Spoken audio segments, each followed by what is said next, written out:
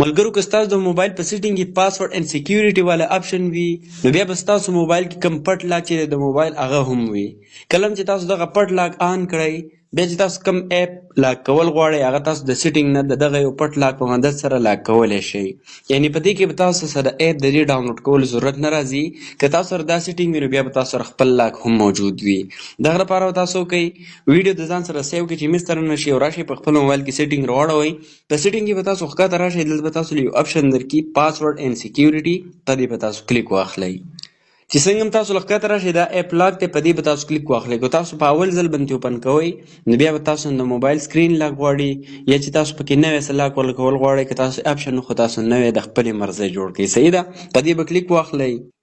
چې څنګه هم کلیک واخلئ دلته چې اوس تاسو کوم اپ لاک کول غواړئ هغه تاسو لاک کړئ دغه شانتې آن کړئ. صحیح ده دا اوس ما آن کړي دي دا ټول لاک دي. دا یو داسې اپ لاک دی چې دا بالکل محفوظ دی د موبایل خپل اپ لاک دی نو په دې سره تاسو ته به هیڅ قسم خطر نه وي چې ستاسو ډیټا دا به لیک شي. په دې کې تاسو هر څه پټ ساتلی شئ. صحیح شو. دغه شانتې که تاسو اپ ډاونلوډ کوئ نو پای کې اکثر خطرې وي دا د موبایل خپل اپ لاک دی. او که تاسو بیا خپل پاسورډ چینج کول غواړئ نو بره په دې سیټینګ اپشن به کلیک کوئ. دلته به تاسو په دې چینج پاسورډ کلیک کوئ 8 پاسورډ ورکوئ. بیا دوباره چې تاسو کوم لګول غواړئ یا به ورکوئ او ستاسو پاسورډ به هم چینج شي. دلته به کې تاسو فیس لاک او فنګر پرنټ دا هم آن کولی شئ څنګه چې ما آن کړي دي.